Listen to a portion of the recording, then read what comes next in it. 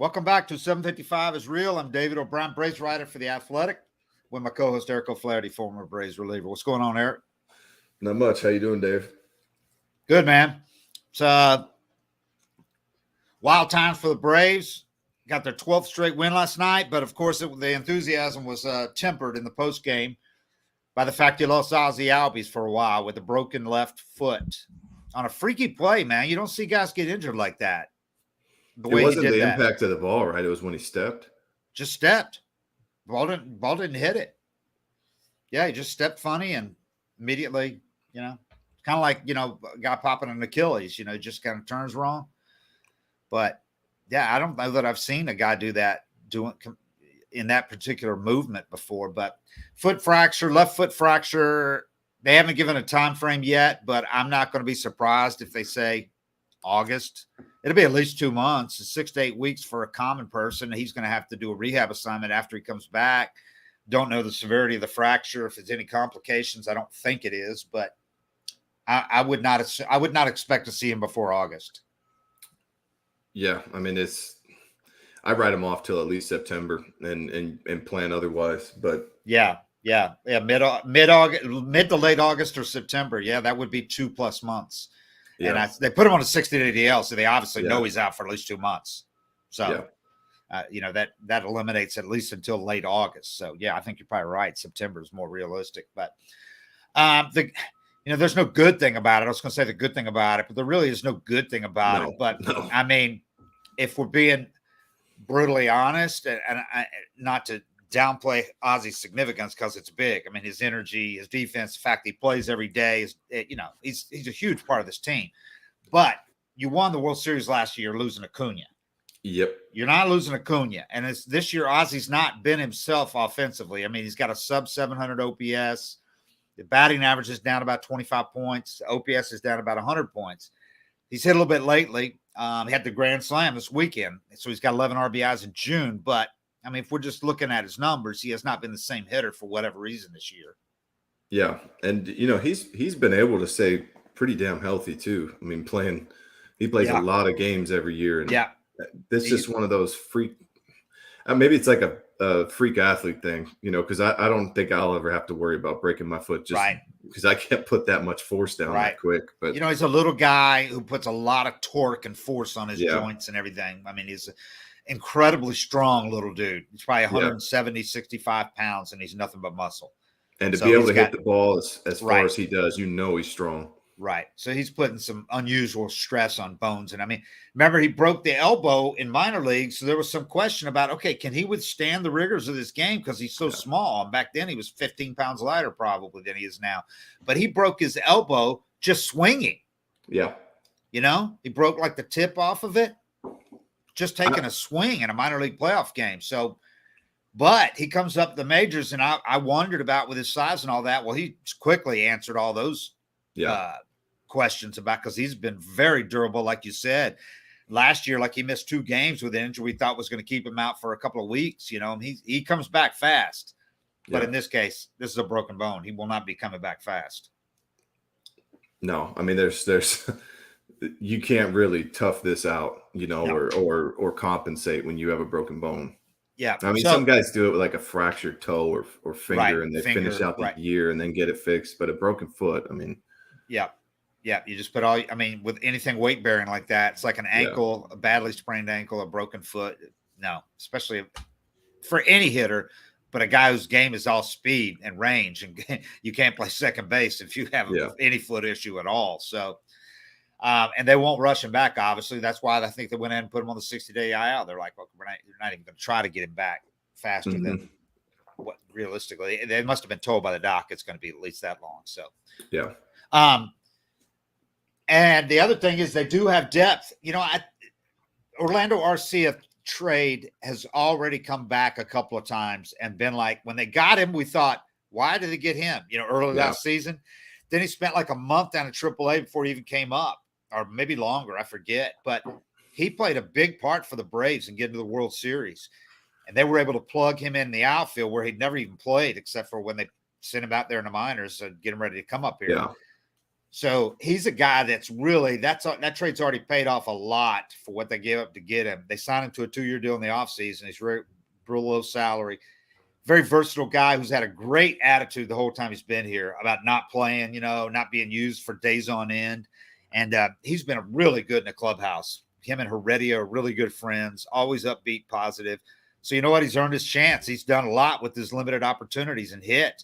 So he's earned his chance, even though he hadn't played a whole lot of second base. He has played it in both the majors and especially in the minors. So, and the fact that he came up as a shortstop, that's a move that's usually not that difficult. You can play the middle infield. You can play the middle infield.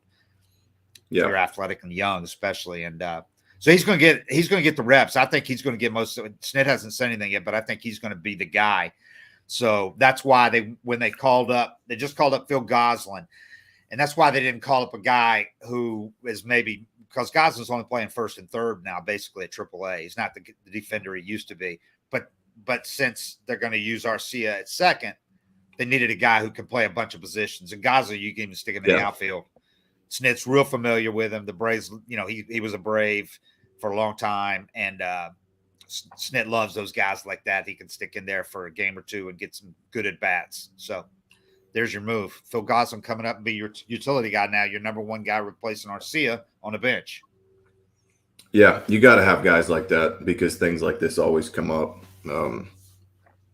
I think, Arcia for me seems to have good at bats. He's hit all right when he's come in. Yeah. And the transition, there's a lot of second.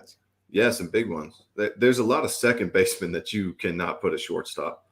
But I've never seen really a shortstop that made me question whether he could play second base or not. The range required is just so much less. Yeah. But I'm not going to say that you're not going to miss Ozzie's defense because, I haven't looked up any defensive numbers for him, but I'm assuming he ranks pretty well on all those, analytics. My gut is that RC is going to be fine defensively over there, as probably as close to as good as Ozzie. I mean, and he and Dansby have worked together enough, spring training, some games, that I don't think that'll be much of an issue. It's not going to be the immediate chemistry that Dansby has with Ozzie, of course, but I think they'll get it together pretty quick. Those are two smart guys. And the other good thing is you got a lot of depth down there. So if for some reason Goss comes up and Goose is just not the guy he used to be, and really struggle, or they need somebody to step in again for 5 games for somebody. They've got depth down there. They got Paveleka, another experienced major league guy. Goins is a really good defender, but his hitting has been abysmal down in AAA, or he might have given the guy, but he's just not hitting anymore. And then Shoemake, the big shortstop prospect, is down there, and he looks like he's pretty close to being ready. So it wouldn't, if you needed, say, God forbid something happened to Dansby, or to Arcia, I think you could bring Shoemake up and give him a shot. I mean, they've already shown again how bold they will be when they think a guy's ready, like they were with Michael Harris, and stick him in there and play him every single day. So, but they're going to obviously hope that doesn't come to that, and that Arcia takes off at second, plays well, and Goose is ready to be the main utility guy. So, without the need for pinch hitting, that position is just not as important as it used to be. As long as you guys stay healthy, because Braves play their infielders every day, basically, unless there's a nicked up. Man, just you saying if something happened to Dansby made me nervous. I feel bad because if something does, people are going to be upset I mention it. No, that's a position, though, that you lose your shortstop. That would kill him. Oh, that would hurt. That would hurt bad. And Arcia can move over to shortstop, obviously, and then you fill in at second. But then all of a sudden your infield defense goes from being right up there with the best in the league to suspect. Yeah. But Dansby, he's played. I know he's played every game. I think he's played every inning this year. Yeah, the guy plays every day, every day, and every inning. So, and he's having a year. All having of a sudden, a hell of a year. His best season, man. Yeah, he's doing everything.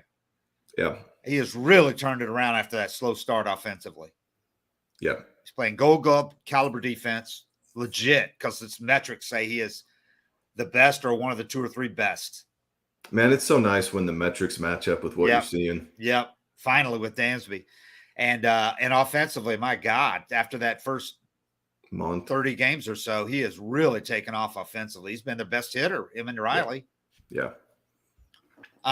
So 12th, it overshadowed what is pretty amazing streak here. They continue doing what they need to do against some bad teams, which is beating them. They're beating all of them. I mean, that's 12 in a row, and they've got 3 more against the Nationals, who are a shell of what they used to be. So if the Braves can keep pitching the way they have, they're doing everything right now. That's the thing. All the components came together at the right time against some inferior teams, and here's the result, which is it feels like every night, even if they get down a run or two, that they're going to win a game.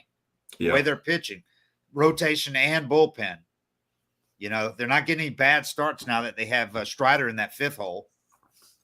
Yeah, you know, it's when people want to criticize or say it's not that big a deal, they won 12 in a row against because it's bad teams, but they were battling and nothing was going right. You know, early on in the season, and when they were playing good teams and nothing was going right, they were battling.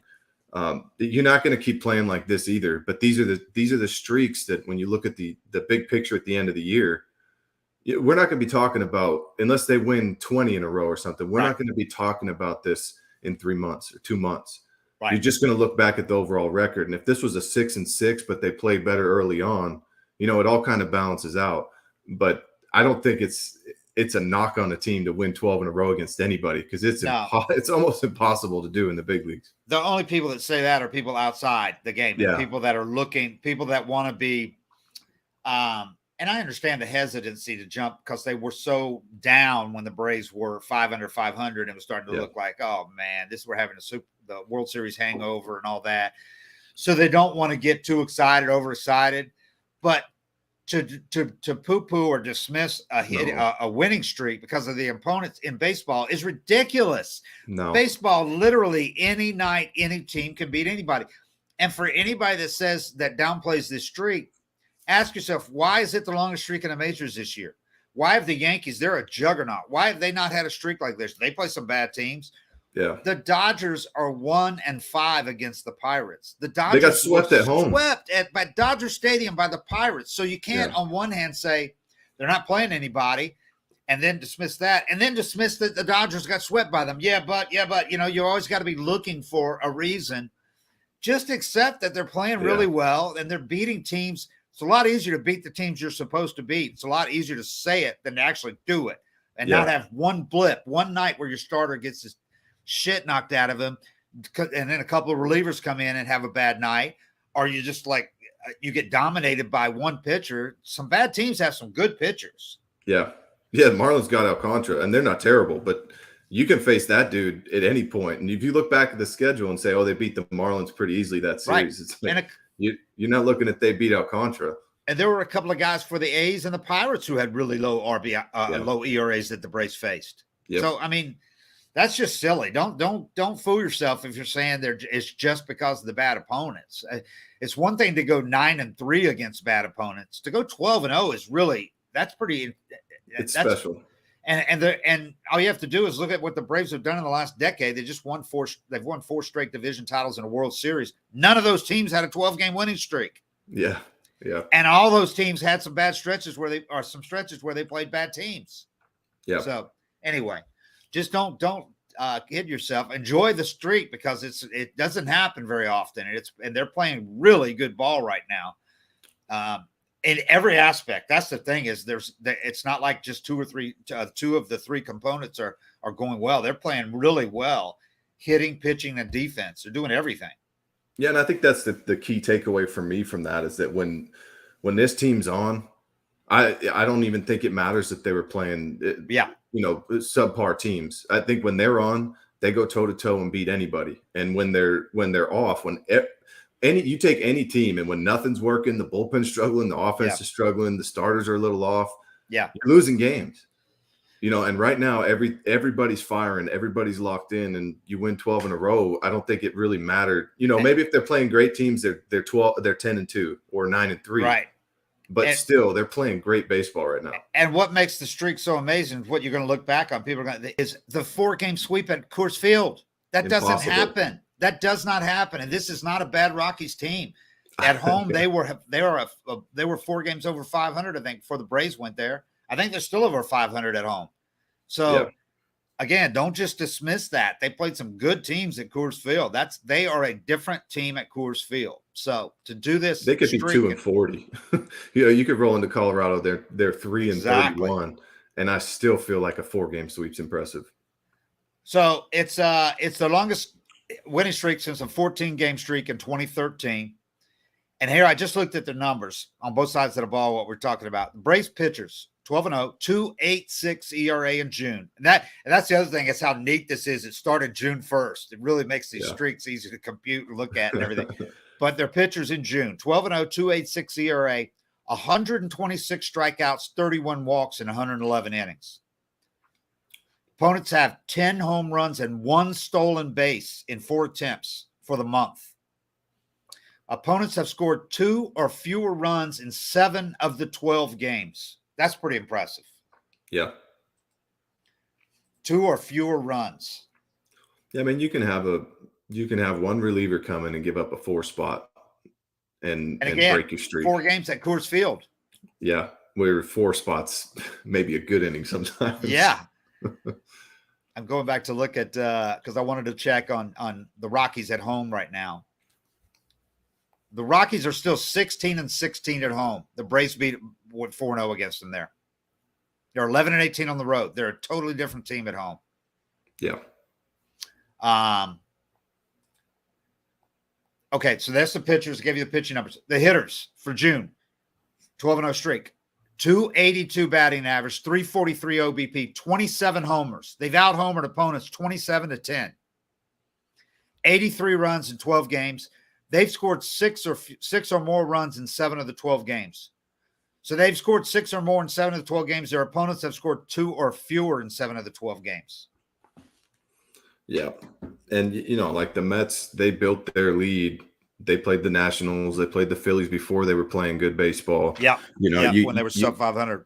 You can't knock a team for going 12-0 against good teams and then not pay attention to, the team they're chasing, built their lead playing some teams before they were hot or just bad teams too. They played Washington twice, Arizona.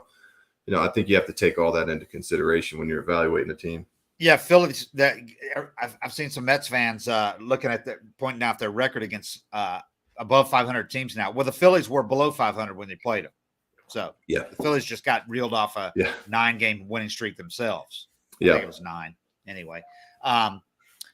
So the Braves lead the National League with an 894 OPS in June. They also lead the league with 27 homers and with 27 doubles. They lead in all those categories. Their pitchers lead the NL with that 2.68 ERA in June. They also lead the NL with a 1.05 whip in June, their pitchers. How about the bullpen, man? I'm going to do a story on them in the next couple of days. The bullpen has just – if you told me you were going to lose Luke Jackson in spring training, you were going to lose Matzik for about a month, and then Colin McHugh, you've lost him for a week just when he had moved up to a really big role. And now you have that – Strider went to the rotation. And Strider was their most valuable guy, arguably, when he's pitching 2 or 3 innings at a time. Now your bullpen has whittled its ERA to a league-leading 2.99. I mean, that's impressive, man. They must have a good vibe down there. They must have some good leaders. I talked to them. They do. That's what I was going to write in the story. I asked them about that. They got a great vibe. Because I've been in some pens. Some of the underperforming pens will just have a crusty vet that's a negative, you know, and it's contagious down there. And he doesn't want to pitch or wants to. There can be a lot of drama in the pen that is a distraction, or you can have some guys that I guess they know the value of a positive vibe and leadership down there and kind of guide the ship. Even if they're not throwing big innings, they know how important it is that nobody's complaining or saying dumb shit down there. I bet those guys really look up to Darren O'Day, Will Smith. Those are the 2 guys that everybody points to. Yeah. That keep it all together, that are funny. They keep everybody tight. They go out to dinner. I found out they go out when they're on the road. They go out to dinner together. The relievers do. They hang out together. They welcome. Jackson Stevens said, "Man, they could have come in. They could have come in and just like not even paid any attention to me, not even said hi. I've never been in the organization. I didn't know anybody, but except Contreras. He was his catcher in Venezuela for some games, and he had played with Duvey in Cincy, and that was it. He said I didn't know anybody else on the team, and they came in. He said from day one, just welcomed me, embraced me, made me feel so comfortable here." And that's the biggest thing. And Jackson Stevens has been huge for them. Yeah. Yeah, he's been good. That's whenever I see bullpens or just teams in general where guys tend to overperform instead of underperform. I look at there's probably some good leadership making these guys feel right at home versus, man, there's nothing worse when a teammate won't even say hi to you or treat you like you're still in the minors or just big leagues the shit out of you. And you start questioning if you belong or not. Or you're an outsider. You got to earn your stripes here before we bring you in the group. Yeah. And that's the key too, is it's still, you can still ride a guy. Yeah. But you make sure he's invited to dinner every time. Yeah. And they said Will Smith, man, has been unbelievable with accepting the demotion. Said he could have really been, taking it personally after what he did for this team in the postseason. They said he has been unbelievable. Great. Yeah. So, I mean, that's big because he could have a sour attitude and everybody'd be like, he's got a right to be sour, after what he did in the post, but he wasn't at all, which has made Kenley Jansen feel from day one welcome. And Jansen is a leader, who's taken some young guys under his wing. So he was a great addition. And Alex, is like we talked about how he vets those guys. Well, in Kenley's case, it was perfect because he knew him so well. And he had no doubts that he would fit from day one in this bullpen. Knowing the personnel they already had and knowing Kenley from LA, he knew what Kenley was going to be about here. And he's been that. So plus he's pitched his ass off. So. And they got Eddie down there. And then they brought in Jesus Cruz, and he's been great down there in his opportunities so far.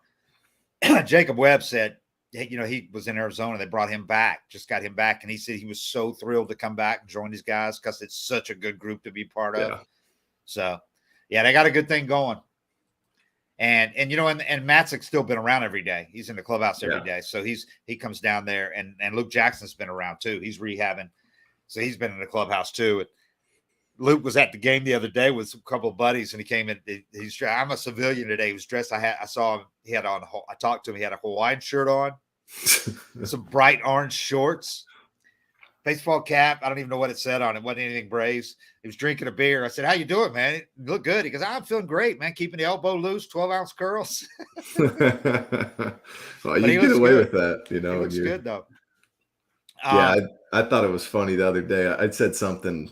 I wanted a relief pitcher to hand the ump their non-throwing hand just to see if they notice, walking off the field. And Luke said he'd take care of it. And about 2 days later, Chavi's walking off the field and he sees the ump coming for him. He rips his glove off and hands him his left hand. The ump caught it too. But that's kind of stuff, I was in the pen. I was in the pen with Chavi for, on 2 different teams. Yeah. So if it's kind of like, you form this bond where if one of your buddies says something or it pops up and it's like, Flaherty wants to see this on TV. And 2 days later, Chavi's doing it on TV. That's great. That's funny. Great. Yeah. Chavez, second year in a row, they brought him in and he's pitched better than he did before they got him in. So this is an environment that he loves because he pitches so well here for these guys, man. Yeah. And he's the easiest to get along with. Yeah. So going back to Dansby. Oh, Cam, did you need to do some ads? None today. No ads. Okay. No ads. We're good. Going back to Dansby. Dude is hitting 380 in June with 5 extra base hits, 12 RBIs, 1,006 OPS in 12 games, 12 ribbies. Tied with Soto for third most RBIs in the month, in the NL this month. For the year now, dude, he's hitting 292, 8 homers, a 356 OBP. Team high 36 RBIs from the shortstop position. 816 OPS, leads all NL qualified shortstops in OPS. Nice free agent year. Well, that's one of the things, man, is like you think about it, that year 3, year 4, you're kind of taking that gamble that this year won't happen because and he's taking the gamble. And, I always respect guys that bet on themselves because I don't know if I would have had the balls to do it. Yeah. Like going into just did. When I was going into 11, 12, 13, if the Braves would offer me an extension, also as a reliever, that the injury thing, is there. But anytime I see a guy not sign the extension, I know how high their confidence is. He's betting on himself to have this year. And, man, there's going to be some suitors if he keeps doing this. He is making himself a lot of money, whether it's from the Braves or another team, compared to what he would have taken if he'd taken a multi-year deal like last year. 2 years ago. I mean, I got to say, if he keeps this up, he's surpassing my expectations offensively. I knew he's capable of doing this for spurts. And we'll see if he keeps doing it because he had stretches last year too. But this is impressive. I mean, this looks it's a long spurt. And it looks like him too, the way he's doing. He's hitting the ball the other way with authority. I mean, he can take the ball out at any time the other way now. He's that strong. He's getting stronger as he gets older, I never give him credit for that. Just because of his build, I never give him credit that he can drive a ball out to right center consistently. Right. I know he's going to run into a few, but I mean, he's hitting balls middle in down out to dead center. Yeah. Which is just, I mean, you can't do that if your swing's not pure. Deceptively strong. Yeah.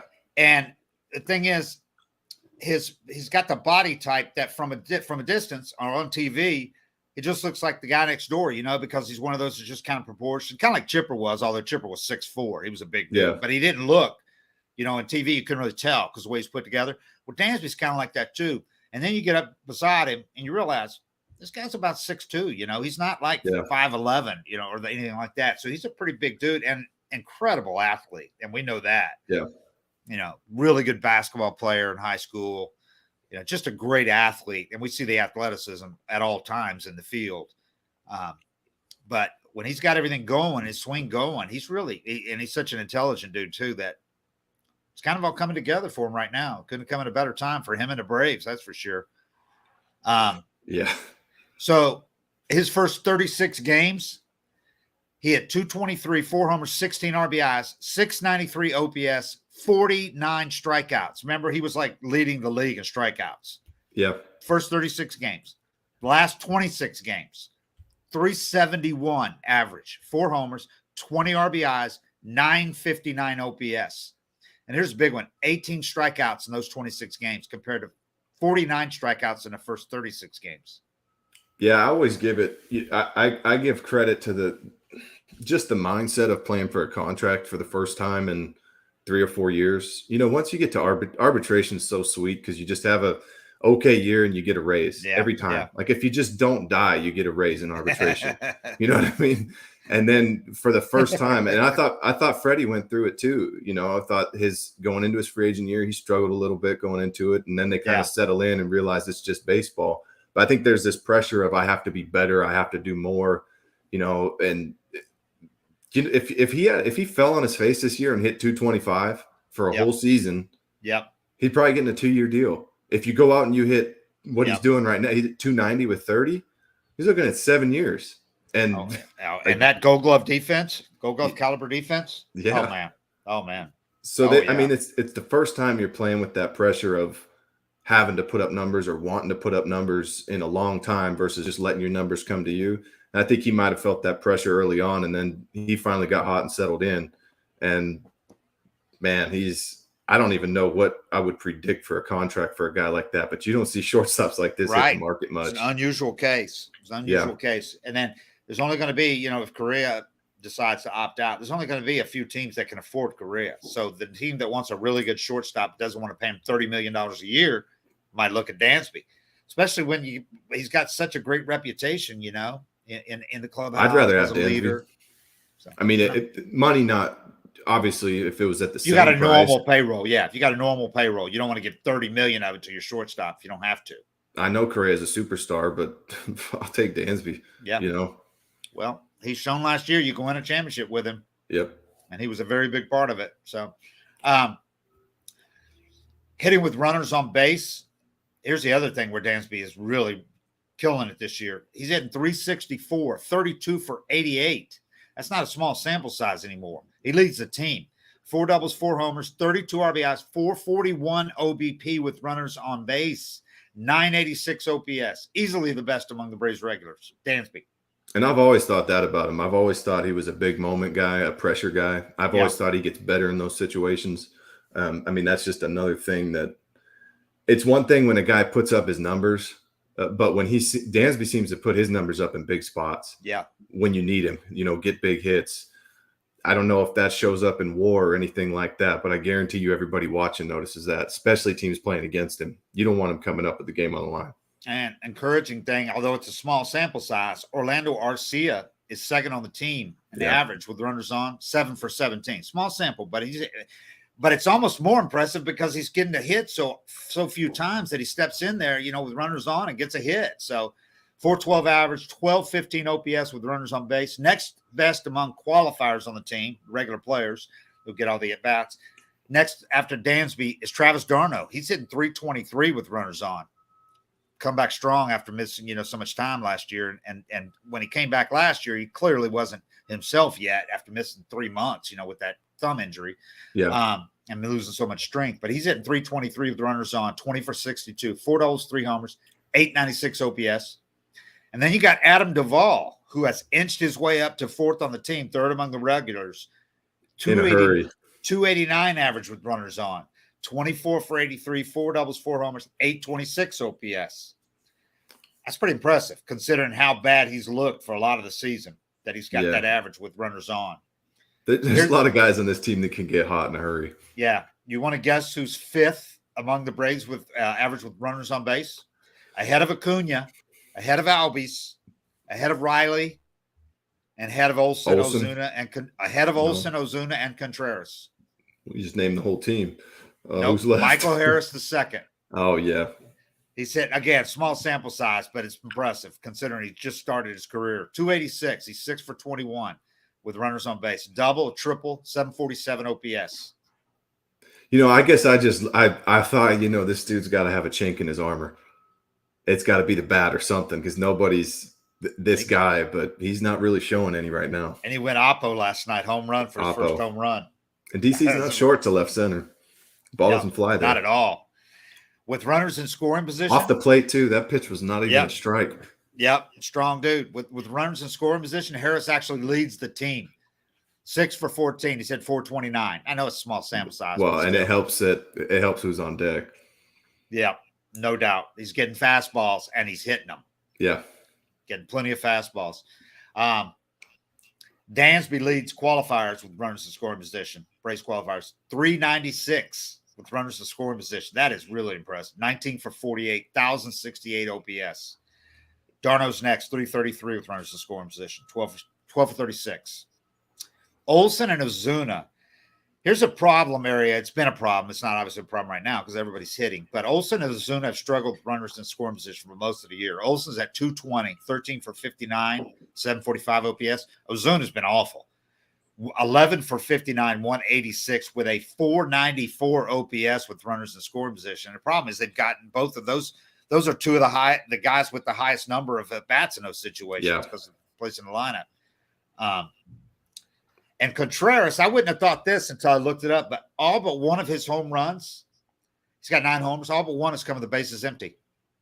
He's hitting 216 with runners on base. Olson's hitting 194 with runners on base, 19 for 98. So just some numbers that I was going through. But a lot of that is changing right now. Olson's looking a lot better at the plate. And Ozuna had a home run last night, so we'll see. They keep waiting for Ozuna to catch fire. He's getting all the opportunities in the world, because of his salary and all that. I mean, he would have been dropped long ago if he wasn't making any money. But he's got 2 years left on his deal, right? Yeah. He's still owed $45 million or so. He's going to get some reps. Yeah, he is. At least DH. So I know everybody would like to see Contreras DH every day that he's not catching, but they're not going to bench Ozuna, with that. Well, I think, the upside too, if Ozuna gets hot. Right. Yeah. Like I said, what hurts with kind of is that they have the second and third most ABs with runners on base, Olson and Ozuna. And so far, not getting a whole lot of that. Austin Riley has the most ABs on the team with runners on.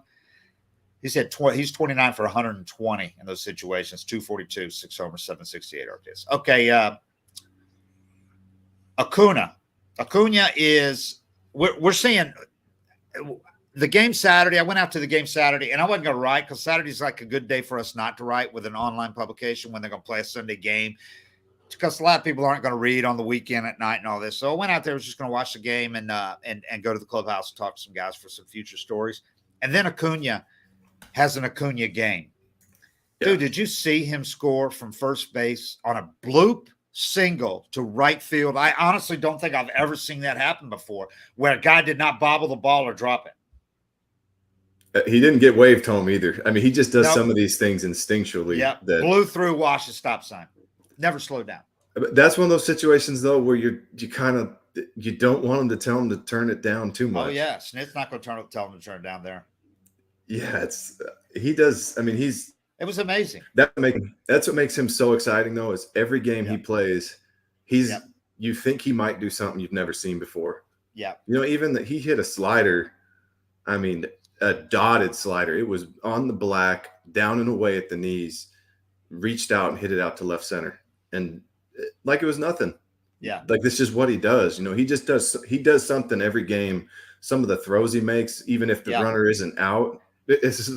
Even if he doesn't throw to the right base, sometimes you're like, oh, hell, I'm glad he didn't go because that was beautiful. You don't see guys making throws anymore like that. No. Because guys don't long toss and build arm strength like they used to. They just hit the cutoff man. They want to hit home runs in batting practice all day. They don't take infield at all. But Acuna has that arm like the old back in the day, with the Dave Parkers and guys like that. He's got a cannon. Well, and it's fun to use that. It's fun. He likes to show it off. It's fun to throw a ball 300 feet on a line. Even if the runner's not going, it's like for him, he's daring people to test him so he can show that thing off. I would too. That hit, Dansby's hit, and Dansby even had a look after that. After he got to first base, it was like, what the hell? He had a 3-run single on a ball that went 194 feet and was 65-mile-an-hour exit velo. 3-run hit. Was the softest 3-run hit in the majors this year, exit velo. Yep. And that's stuff that happens when you're hot too. When you're cold, you line out to the track right there. Yeah. When you're hot, you hit a bloop single and you got Acuna on first base, he scores. That's just baseball. But when you're cold, it's like 20 feet shorter and the first baseman just catches it like that, or and the second baseman comes over and catches it. Yeah. Yeah. I mean, it took us, we almost had to go like, your brain had to register that, oh my God, he's going to score from first base, because you're not even thinking that's a possibility. And all of a sudden Acuna is rounding third and you're going, how is this happening? Because the guy comes in, he fields the ball. If he knew Acuna was going to go, I'm sure he would have ran a little faster to get it, but it wasn't like he was just lollygagging, Well, you just assume, all right, that's 2. Right. All right, he's going to be on third, and he caught him slipping and scored from first. I mean, that's why you live with some of the plays that he does, where he tries to do a little too much and maybe gets thrown out, try to stretch a double into a triple. You kind of live with that because sometimes you're going to score from first on a bloop single. So I've seen 2 things this year that I would not have thought possible. One was Dansby scoring from first on that bloop hit to left field when Soler fields it at almost the same place that Acuna's ball is fielded on the right field line. Soler comes in and gets that one on the left field line, and Dansby's running right in front of him, and just see Soler take his eyes for a second to second base to see Ozzie coming in with a double. He's like, I'm going to throw to second base, and that's all Dansby needed was for him to divert his eyes for 1 second. Dansby never slowed down, blew through the stop sign, safe. So these guys are aggressive, man, and it is paying off for them. That's the kind of team they are. They will take the extra base every time, and there's a lot of value in that. Just putting pressure on a defense. You see guys that are burners down the first baseline. Right. How many more times a second baseman will bobble it and rush the throw? Yeah. There's so much value in playing hard like that and always going and always trying to take the extra base. And this team's good at it. And the defense is always thinking in their heads, okay, I can't just field this normally. Yep. I got to be going. They're always on edge, man. That's you when keep you mess on up. edge. Yep.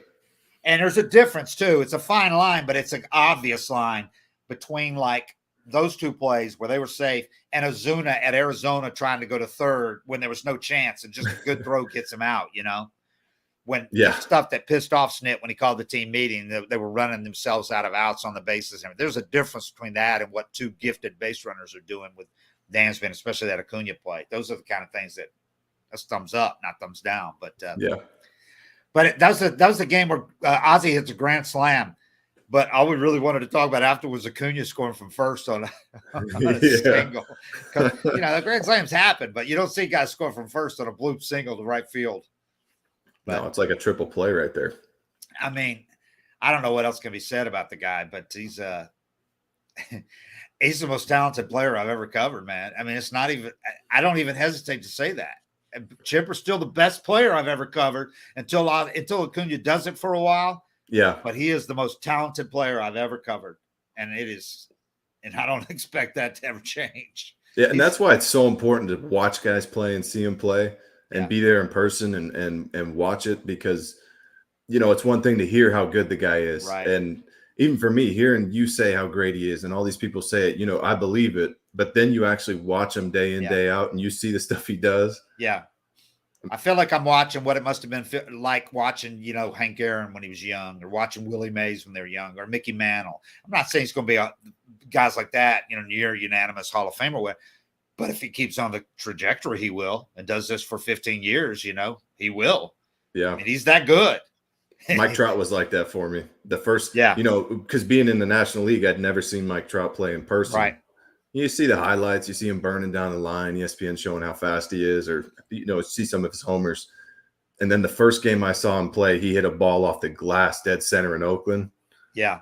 And made a play in the gap where he was flying. And you see Mike Trout in person, and you see his size. Yeah, he's a big dude. He looks, all right, he's put together. You think he's like 5'11", 6'2", 6'3", and his neck's like this big. He looks like a football player. He looks like a linebacker, and he can fly. I heard, who was it? There was another player said a couple of years ago that Mike Trout was the only guy that he'd ever, in like a crowded stadium with a crowd roaring, was the only guy that he could hear his footsteps the whole way down, he could hear it. He said it was really noticeable because you never hear that. But you can hear it on the dirt. With Acuna, you might see one of those throws, and that or him scoring from first. Like, there's little stuff he does where if you're actually watching him and not just seeing the highlights, you might say, wow. Yeah. I've never seen a guy that can do that. And that's legit rare talent that actually sells tickets. Because if you're on the fence about buying tickets, you got a chance to see this guy play 81 games a year, or however many home games he plays, most of them. That's entertainment, man, because you're seeing something you might not ever see before or after him. I mean, he's that good, So, and they're packing the house, and he's a big reason too. Winning a World Series certainly is the biggest reason, but having a guy like that is so entertaining that even in a bad game, it might be a dull game, he's good chance he's going to do something. Yeah. And every one of his bats is like must watch. If he's coming up, if I'm kind of like last night, I was jumping between the finals and the Braves game. Yeah. You I'm make not sure missing Acuna's at bats. You make sure to time it. Yeah. He's in the hole. Let me flip this game on. And I tell you what, man, Michael Harris, I know it's way early, but Michael Harris is a similar exciting guy, not as flamboyant, not going to do some of the things come, but he is that 5-tool guy. I mean, the Braves have 2 5-tool guys. Most teams don't have one. Right. They've got 2 legit 5-tool guys. I know. I asked you about his arm because I saw him make one throw that it looked kind of lazy. I don't think he would have had a chance to get the runner anyway. And I asked you about his arm. You told me he threw 93 in high school or something like that, which is, that's not a lot of outfits did that. And then I saw him make another throw, and I was like, okay, he has a cannon too. Plus arm. I can't find anything that's not a plus tool with him. Yeah, he's plus. He's across the board plus. I mean, you could count on 2 hands the number of legit 5-tool players there are in lineups around the majors probably these days, because it's not as common as it used to be, because guys kind of specialize. Guys are power hitters, and they get too big to run, or they don't work on their arm, Speed and power. Mike Trout's not a 5-tool guy right now. Mike Trout doesn't have a plus arm. Right. I mean, as crazy as that sounds, he's not a 5-tool guy right now, and won't be again. He's just got 4 other tools that are 4 ridiculous. extraordinary tools. Yeah, exactly. It balances out to 5. Right. But I'm not saying one's better than the other. I'm just saying there's a rarity these days. 5 to have guys. Everything. Yeah. Yeah, you're right. To work on the arm and also have the speed while still having hitting for big power, hitting for average, and being able to play Gold Glove caliber defense. So, yeah, that makes for a fun team to watch when you got guys that can do it on both sides of the ball. Yeah. Yeah, they're not dull. So it's going to be interesting to see how long they can do this. The schedule, I mean, you look at it, you're not going to wood. They're due for have a bad game or somebody to piss their ass off against them, Yeah. But they got 3 more games against the Nationals, and then they got 2 games against the Cubs. So, I'm sorry, 3 games against the Cubs. Yeah. So we'll see. 2 more. What? 2 more against the Nats, not 3, and then 3 against the Cubs. 6-game road trip. So the Cubs, those definitely a series they can win all 3 of them, but that's kind of like Rockies. You don't usually go to Wrigley Field and sweep either. No. It's, you don't sweep anybody on the road. 3-day games. It's hard to and pull 3-day off. games. Yeah, and that's the Cubs are a hell of a lot more experienced playing day games than the Braves are. Those day games suck in Chicago. Yeah. So it's gonna be fun to watch. I'm really curious to see how Arcia is going to handle this opportunity. My gut is that he's going to play well, and they're not going to miss a whole lot there. I mean, I hate seeing Ozzie go out because the energy he brings, but they got a lot of other guys now with that kind of energy too. A lot of young guys that I don't think it would have been as big as losing him in the past at some points, but it's going to hurt for sure. But they've got this team is clicking right now. And they can cover it better than most could for sure. So, yeah, I mean, if you're a team that can't lose one player and still win, you weren't going anywhere anyway. Right. They can't really afford to lose another one without making a move, and it'd be hard to make a move right now. So, yeah. But Alex, if they do need to make a move, he'll certainly do it before the trade deadline and bring in a legit second baseman. If they need to do it, he'll do it. Yeah. But I don't think they're going to have to with Arcia. He's a good player. Jazz Chisholm's not available, folks. Who's out there suggesting that he go get Jazz Chisholm? Yeah, give him Harris, Kyle Wright. Yeah, Acuna. like call up Kim. Kim, can you send your best player to the division opponent where we'll have him for the next 6-7 years? Yeah, it's gonna take it take way too much to get that guy right now. No, that guy's a stud. He's built around him while he's not making any money. All right, well. We'll talk again later in the week after they play a couple more against the Nats. Got an off day Thursday, and then I'll be in Chicago. So we'll do this again, and we'll have a room with you guys probably next week, if not this week. All right. Cool. 755 is real. Appreciate it, everybody. Thank you. We're out.